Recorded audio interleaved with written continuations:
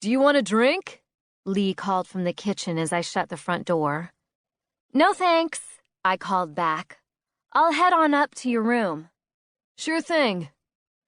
I'd never stopped wondering at how big Lee Flynn's house was. It was practically a mansion. There was a room downstairs complete with a 50-inch TV and surround sound.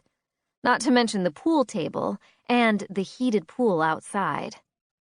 Even though I treated it like a second home, the only place I felt really comfortable was in Lee's bedroom.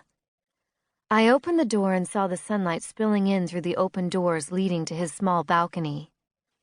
Posters of bands covered the walls.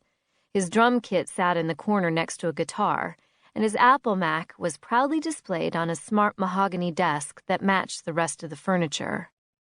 But just like any other 16-year-old boy's room, the floor was littered with t-shirts and underpants and stinky socks.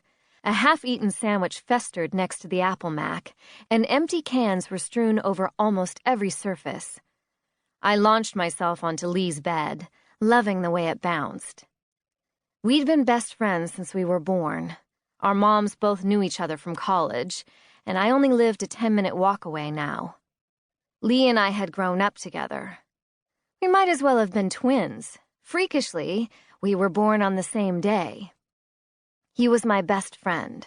Always had been and always will be, even if he did annoy the hell out of me sometimes. He turned up just at that moment, holding 2 open bottles of orange soda, knowing I'd have drunk his at some point anyway. We need to decide what we're doing for the carnival, I said.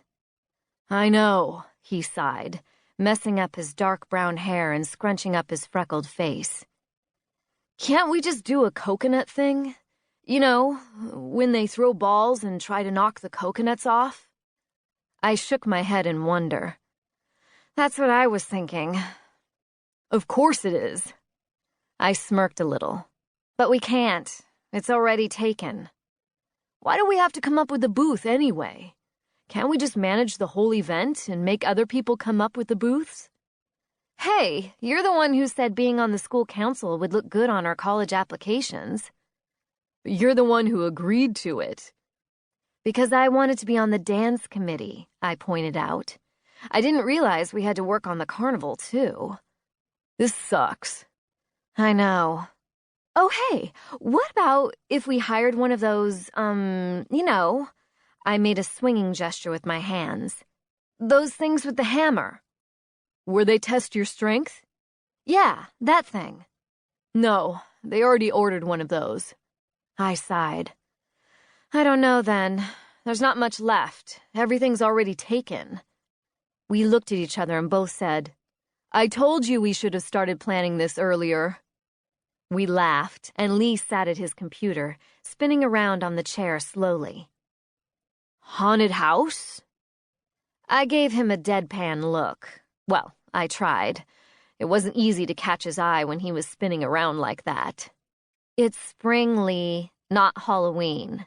Yeah, so? No haunted house. Fine, he grumbled. Then what do you suggest? I shrugged. Truth was, I had no idea. We were pretty much screwed.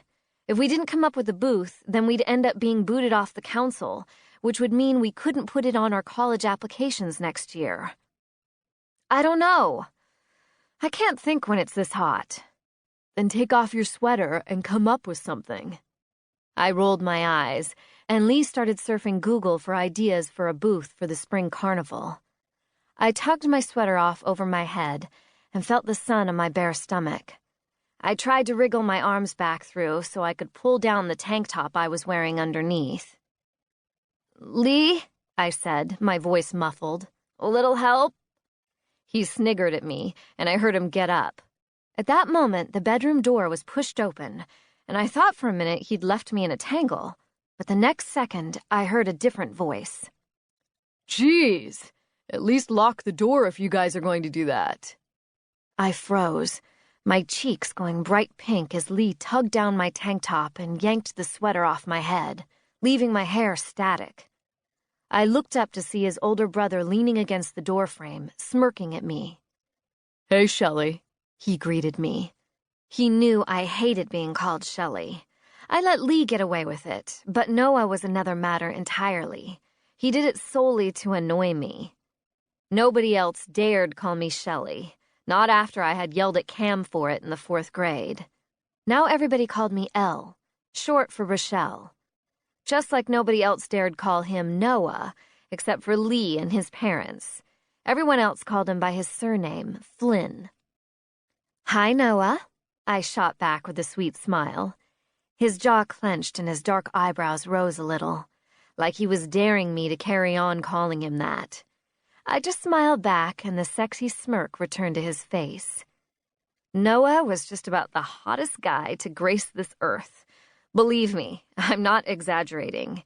He had dark hair that flopped into his electric blue eyes, and he was tall and broad-shouldered. His nose was a little crooked from when it was broken in a fight and didn't set quite right. Noah wasn't a stranger to fights, but he'd never been suspended. Aside from the occasional scrap, as Lee and I had taken to calling it, he was a model student.